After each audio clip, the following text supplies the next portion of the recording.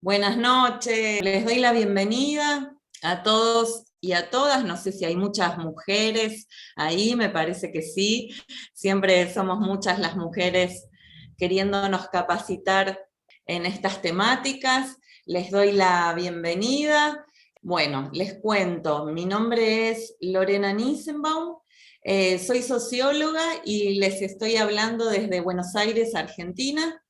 Me especializo en dirección y organización de lo que es organizaciones sin fines de lucro, y también soy docente y orientadora social. Pero mi licenciatura tiene que ver con la sociología. Así que bueno, nuevamente les doy la bienvenida. Lo primero que les voy a preguntar es si ¿es lo mismo la violencia que la agresividad? La agresividad tiene una naturaleza instintiva y la violencia es de naturaleza social. Para explicar esto, les puedo decir que una vez se hizo un experimento justamente con hormigas, en donde un humano puso en un frasco hormigas negras y hormigas rojas, eran de dos grupos diferentes, y empezó a agitar el frasco desde afuera. ¿Sí? El frasco estaba cerrado, y vio cómo se empezaban a pelear las hormigas negras contra las hormigas rojas. Esto fue considerado agresividad, ¿sí? Porque frente a un estímulo externo, ellas se intentaron defender, ¿sí? Como decíamos, la agresividad tiene una naturaleza instintiva, y la violencia es ejercida por la humanidad, digamos, porque la agresividad tiene una naturaleza animal y la violencia es de naturaleza social. Nosotros podemos llegar a ser agresivos cuando algo nos vemos amenazados, entrando a pérdida de vida, a riesgo de vida, ¿sí? En cambio, la violencia no es de naturaleza heredada o genética, ¿sí? Que esté en nuestros genes, sino que se manifiesta por la educación que vamos teniendo, ¿sí? Es aprendida la violencia. En cambio, la agresividad sí está en nuestros genes, protege nuestra vida y es de lo más animal que podemos llegar a tener. Esto es para describir la violencia en general. Primero les voy a comentar un poquito cómo se aborda la violencia. Uno de los primeros teóricos que abordó la violencia, lo conocerán, se llama Thomas Hobbes, que decía que el hombre es una máquina biológica que se mueve para alcanzar sus deseos, y la libertad se basa en la falta de imposición de ese deseo. Por ese motivo, y debido a que el hombre tiene una necesidad de vida social, es que se organizan los estados, digamos. Él decía que el hombre es violento por naturaleza, y que los estados, como principales instituciones rectoras de esa sociedad, organizaban esta violencia que por naturaleza tenía el hombre, ¿sí? Era una tendencia muy biologicista de ver a la violencia. Luego, un poquito más adelante, pero contemporáneamente, Locke y Rousseau también hacen referencia a un contrato social, porque en el hombre dicen que hay un deseo natural e irrefrenable, junto al miedo a la muerte que le produce estar en sociedad. Entonces, bueno, de esta forma se fue avanzando en conceptos de violencia hasta que podemos decir que en el siglo pasado, a través de otras corrientes políticas, sobre todo de las entreguerras mundiales, se va detallando la violencia a medida que se complejizan las relaciones sociales, y bueno, en que la violencia justamente aflora de una manera importante y también de forma combinada, ¿no? Ya entre guerras se dice, bueno, la violencia tiene una conducta de origen social, es inherente a lo humano, y es producto de la culturización binaria que nos define como de un lado o del otro, ¿sí? Yo me defiendo violentamente de alguien con el que me siento atacado, pero esas construcciones son mentales, son heredadas educativamente y no tienen componentes biológicos. Una vez que vemos esto, que vemos un poquito lo que es la historia del concepto de violencia, y estamos hablando de la violencia general, luego vamos a pasar a la definición de violencia social. La violencia es ambigua por sus múltiples significados en un contexto sociohistórico, digamos. Por ejemplo, lo que es la violencia hacia niños, niñas y adolescentes, hoy tiene un marco legal y se considera violencia a ciertas prácticas, y hace 2 siglos atrás, digamos, que una maestra, por ejemplo, le pegue a un niño, era totalmente común, era, digamos, parte de la educación, ¿sí? Por eso decir que es ambigua en su significado según su contexto sociohistórico. Así también podemos ver que la violencia a la mujer, según contexto sociohistórico, es considerada violencia o no, ¿sí? En ciertos países donde se practica la religión islámica, las conductas hacia las mujeres, miradas desde aquí, nos parecen violentas, y sin embargo, en esos países no son consideradas violentas. Después, en el segundo punto, podemos decir, como dijimos antes, que no es heredada genéticamente, sí conductualmente, y por eso se considera que la violencia es transgeneracional, que muchas veces pasa de generación en generación, la naturalizamos dentro nuestro y ni siquiera nos damos cuenta que es violencia, ¿no? Por otro lado, podemos decir que es multifactorial, que incluye muchas violencias juntas. En este sentido, después vamos a hablar de la trilogía de la violencia social, ¿sí? Que tiene como unas causas estructurales. Destacamos que se ocasiona por un ejercicio de poder opresivo y disfuncional, ¿sí? Yo considero de que el otro es alguien que me está atacando, entonces por eso, o que el otro es menos que yo, entonces de alguna forma lo oprimo, ¿sí? Practicando violencia, y también tiene que ver con un entramado, dentro de un ratito lo vamos a ver, un entramado disfuncional, porque una cosa es la violencia y otra cosa es el conflicto, ¿sí? En la sociedad siempre existen conflictos porque somos todos y todas muy diferentes, venimos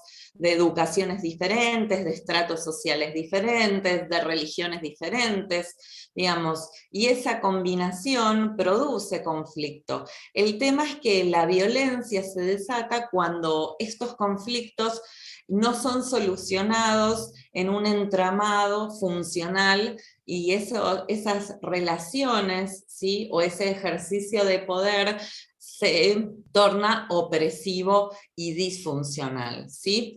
Después podemos decir que es diferenciada según naturaleza, escenarios y sujetos víctimas, ¿sí? No es lo mismo la violencia de género que la violencia, digo, cuando hablamos de naturaleza y sujetos víctimas, no es lo mismo la violencia de género que la violencia hacia el anciano, o hacia una raza o hacia una religión. Digo, tampoco podemos hablar de raza porque la raza es humana, pero a diferentes colectivos sociales. Después se diferencia también según escenarios. Bueno, esto ya lo vamos a ver específicamente en la violencia social, pero no es la misma violencia que yo puedo sufrir cara a cara con alguien que me peleo en la calle por ser diferente o por tener una opinión diferente a él, que el que puedo sufrir en un hospital cuando me discriminan, ¿sí? Que es violencia institucional. Así que bueno, la violencia es compleja según naturaleza, escenario y sujetos víctimas. Y muy importante, como último punto, es que siempre, siempre puede ser prevenible. Así que bueno, es interesante que la violencia encarna una otredad negativa. La violencia se expresa cuando esos conflictos no se pueden solucionar porque uno piensa que no puede llegar a un diálogo con el otro, sea un colectivo, sea alguien de persona a persona, ¿sí? Es importante que todo tipo de violencia puede ser prevenible y nosotras y nosotros como profesionales podemos hacer algo con esto, ¿sí? Aparte de reaccionar reactivamente, también podemos prevenirla, ¿no? Estábamos hablando de justamente vínculos humanos, conflicto, y que cuando no se resuelven se derivan en violencia. Bueno, ¿qué es el entramado social? Como un poco para entender las relaciones funcionales, lo que no hacen ser comunidad, lo que nos hacen ser partícipes como humanos de un colectivo. Y bueno, pensar en el entramado social requiere, como ven acá en el diagrama, pensar en la interdependencia que tenemos los humanos en una cierta estructura para actuar. Si ustedes piensan a sus relaciones, tienen muchos entramados sociales, ¿sí? Pertenecen como a muchos grupos, en algunos, por ejemplo, en el trabajo, ejercen su servicio, su profesión, en otros los reciben, y así estamos de alguna forma u otra conectados, ¿sí? Es una estructura que nos permite actuar, ¿no? Yo, si bien puse esta imagen, otra imagen que puede quedar clara para ver los vínculos en el entramado social, tiene que ver con un trapo o rejilla, no sé si esos que utilizamos para limpiar las cocinas, ¿no? En donde hay ciertos, es como un tejido, ¿sí? Muchas veces se habla de tejido social, en donde todos estamos de alguna forma, directamente o indirectamente, conectados. Bueno, obviamente este entramado social tiene una base cultural. Nosotros tenemos aprendidos qué cuestiones realizar y cuáles no en ciertas relaciones. Vieron que casi todas nuestras conductas son sociales. Nosotros podríamos, por ejemplo, estar descalzos en casa, pero no podríamos de alguna forma, por normas sociales, ir a la escuela o ir al hospital descalzos, al menos que tengamos, digamos, una necesidad insatisfecha. O cuando, por ejemplo, tenemos ciertas cuestiones que tienen que ver con normas sociales, que tienen que ver con dar un gracias, un saludar, un pedir por favor. Bueno, todas esas son cuestiones aprendidas. Muchas veces no hay un manual, sino que uno las aprende porque desde chico lo educan en ciertas sociedades. Vieron que, por ejemplo, los latinos, me imagino que la mayoría será latina, somos muy besuqueros, ¿no? De tratarnos con cierta amabilidad, que por ahí en ciertos países nórdicos no se tiene. Bueno, todas esas conductas y esos entramados sociales son diferentes según en dónde nos movamos. Muchas veces, como les decía, no son aprendidas a través de reglas formales, sino que se aprenden dentro de la informalidad, por el hecho de moverse en lo diario. Y por lo tanto, actuamos de formas premoldeadas para la época. No es lo mismo haber nacido hace 100 años atrás, ¿sí? Y cómo nos comportaríamos en ciertos circuitos, que haber nacido en el siglo XX, ¿sí? O en el siglo XXI, en la forma de comportarnos y movernos. Bien, ya estamos aprendiendo que todas nuestras interacciones se dan en un entramado social y por lo tanto la violencia no puede ser entendida como algo puramente individual, sino que tiene fuerte componente social. Por eso también a mí me interesa que puedan pensar, digamos, que exista la violencia de género, no quiere decir que solamente tiene un origen individual de una persona que es mala o mal aprendida o mal educada al tratar a una mujer, sino que hay cuestiones que son aprendidas desde lo social. Por eso desde la violencia de género muchas veces se dice que la persona que la ejerce no es una enferma, sino que es una persona sana en una sociedad enferma, ¿sí? Entonces, de alguna forma, para que tengamos conciencia de que el entramado social y de que todo tipo de violencias tiene un raigambre muy importante en lo social, más allá de que después cada tipo de violencia tenga su especificidad, ¿no? Dentro del entramado social se ejercen relaciones de poder, ¿no? Hay relaciones de poder que son funcionales y hay relaciones de poder que son disfuncionales. Cuando hablamos de relaciones de poder funcionales, nos referimos a que, por ejemplo, cuando yo voy a una escuela, o cuando yo voy a la universidad, o cuando yo voy al hospital a hacerme atender, digamos, hay otra persona que por ahí tiene un rango de autoridad, ¿no? Si yo voy a hacerme atender al médico, sé que la palabra de él va a ser una palabra autorizada, por lo tanto, él va a ejercer algún tipo de poder sobre mí, en cuanto a que me va a decir, bueno, te tenés que hacer tales estudios, tenés que hacer una dieta, ¿sí? Y yo confío en él, digamos, le estoy otorgando un poder porque él en ese ámbito tiene más autoridad que yo, ¿sí? Pero en ese sentido, el poder es comido por ambas partes, entonces yo voy y escucho, y en el caso de que me parezca, digamos, dentro de lo correcto, ¿sí? Yo hago caso a eso. Lo mismo puede pasar en una universidad, en el sentido de que me puedo dejar llevar hacia algún aprendizaje nuevo que yo tenga que hacer. Hay poderes que son vistos como algo positivo y hay poderes que son vistos como opresivos. En primera instancia, tenemos que entender que el poder no se ejerce unilateralmente. Como yo decía, el médico puede indicarme ciertas cosas a realizar, pero yo estoy de acuerdo con que él las realice, ¿sí? Entonces ahí, siempre cuando hablamos de poder, hablamos de un vínculo de poder. El poder no se ejerce unilateralmente, sino que se ejerce a través de una relación. El poder es una relación. Lo que pasa que puede ser una relación funcional, como la que yo explicaba con el médico o explicaba en la universidad, o puede ser una relación disfuncional en la que yo me siento oprimido o yo oprimo al otro, ¿sí?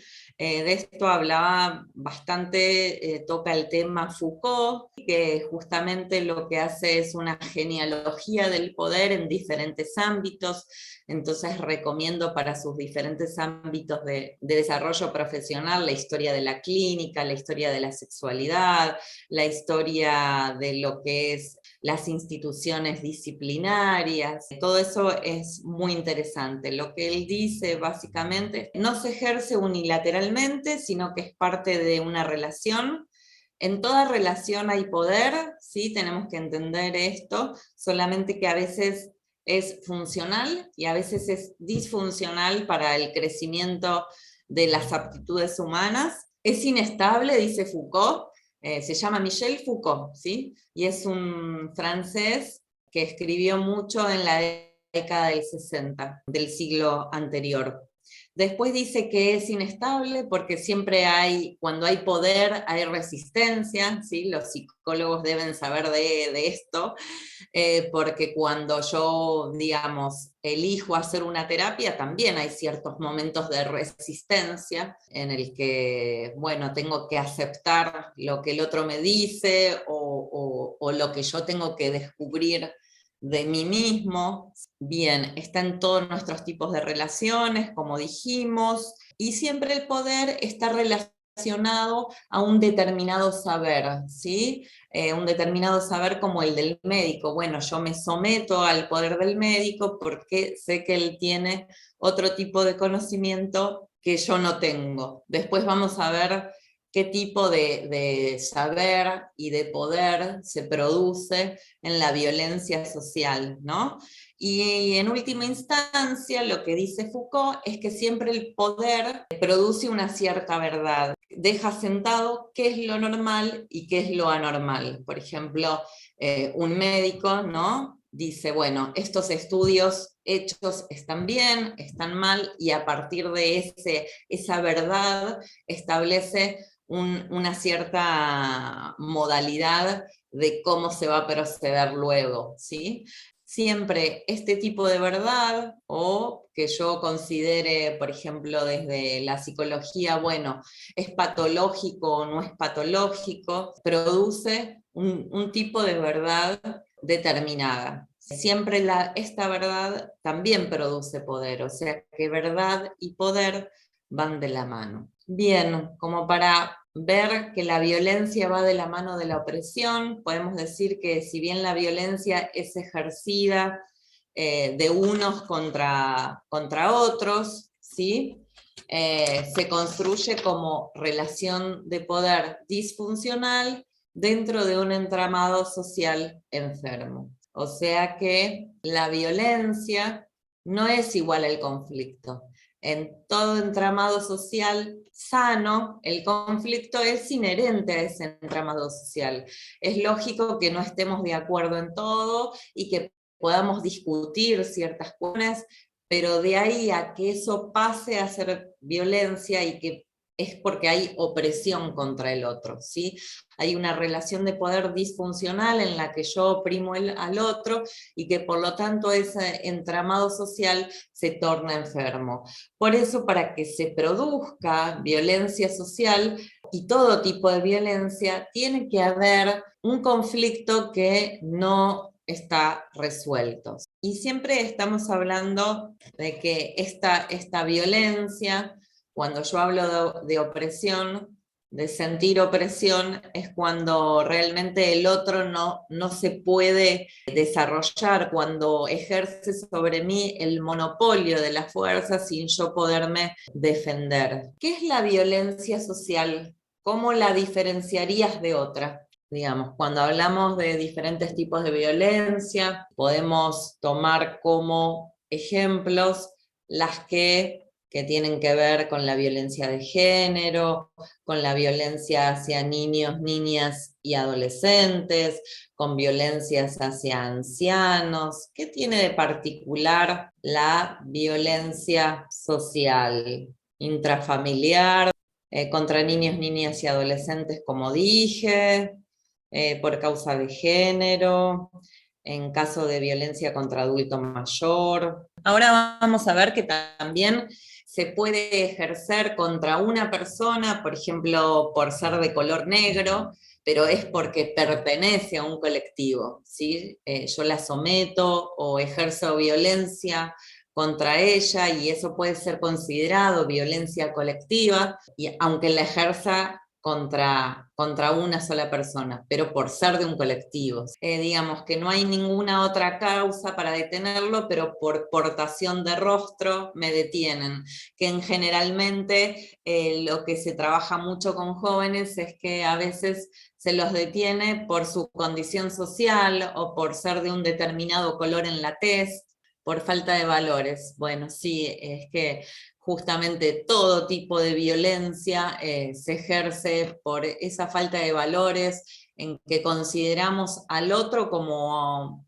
algo menos que yo, o cuando consideramos al otro algo minoritario o algo despreciable, ¿no? Siempre hay una otredad negativa. Bien, ahí vamos a hablar de la trilogía estructural de la violencia y vamos a ver cómo hay ciertas violencias que ya están enquistadas en la sociedad. Y bueno, cuando nos referimos a organizaciones sociales o estudiantiles, supongo que serán conflictos no resueltos, ¿sí? Una manifestación, por ejemplo, es violencia social, muchas veces se transforma en violencia social, pero tiene que ver con una respuesta a otro tipo de violencias, tal vez. Protestar porque, por ejemplo, no tenemos la salud que deberíamos tener o la educación que deberíamos tener en nuestros países de Latinoamérica.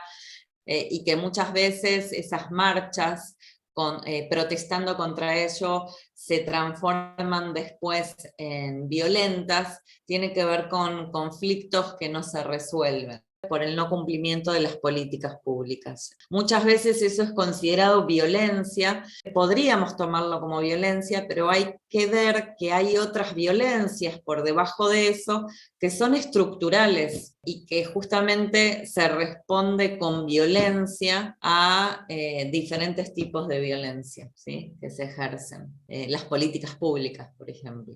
Bien, vamos a ver justamente algunas modalidades que tienen que ver con qué es la violencia social y cómo la podemos diferenciar de otros tipos de violencia. Les puedo llegar a decir que se entiende por violencia social todo aquel acto con impacto social que atenta a la integridad física, a lo que se llegó después de estos maestros que empezaron a trabajar violencia como Hobbes, Locke, Rousseau, ¿no? Y en el siglo XX ya podemos decir que la violencia social es todo acto con impacto social que atenta a la integridad física, psíquica y relacional de una persona o un colectivo, cometida por individuos o un grupo socialmente identificable con objetivos de obtener o mantener el poder y el estatus social. Cuando hablamos de opresión es esto, ¿no? Así llegamos a la conclusión que toda violencia tiene un componente social disfuncional, en tanto al entramado colectivo tiene fisuras, ¿sí?, que sobrepasan el conflicto y se tornan violencias, ¿sí? Como dijimos, son conflictos latentes, que estuvieron latentes por muchos años, que no tuvieron solución y se trastocan en violencia. Hablando de las violencias sociales, podemos distinguir entre ellas sus modalidades o medios. Las modalidades pueden ser políticas, institucionales, laborales, de géneros, raciales, religiosas, culturales, económicas. No suelen ser puras, digamos, cuando se ejercen violencias de tipo racial. Generalmente lo racial está asociado a lo cultural, generalmente quienes, por ejemplo, en ciertos países donde se practica la violencia racista, generalmente después esa misma gente que es oprimida no consigue trabajo y tiene menores recursos, por lo tanto tiene menos acceso a la educación, menos acceso a la salud, o sea que la violencia social también deriva en ciertas cadenas de violencia que son imparables, ¿no?, muchas veces. Bien, como dijimos, no suelen ser puras, ¿sí? Después, los medios para llevar a cabo la violencia social pueden ser físicos, psicológicos, simbólicos, ¿no? Cuando, por ejemplo, uno no es atendido o es destratado en un hospital por pertenecer a un cierto colectivo, es una violencia simbólica, ¿no?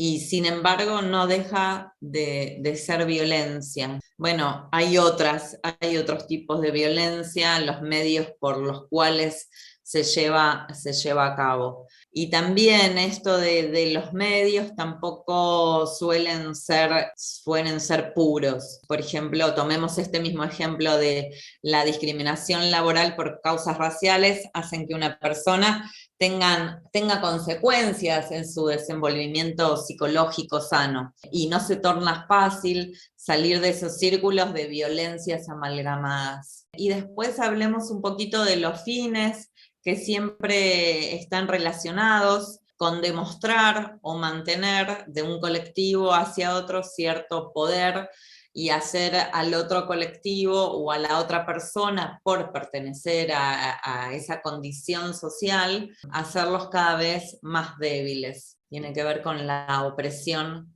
de la que hablábamos. Así que bueno, estas son las particularidades que obviamente después se van a repetir en algunas particularidades que van a ver en otros tipos de violencias, pero que tienen una raigambre social muy fuerte. Como dijimos, hay ciertas cuestiones que son consideradas violencia o conflictividad social, ciertas violencias que son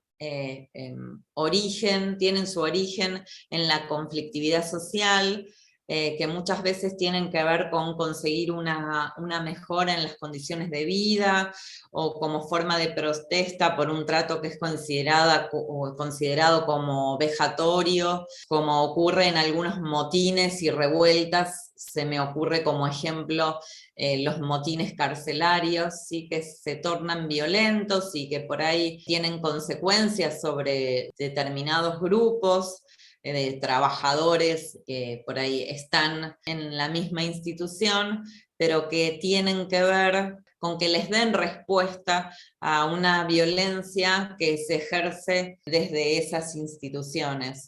Acá se puede mencionar que muchas veces el conflicto social termina o deriva en violencia social.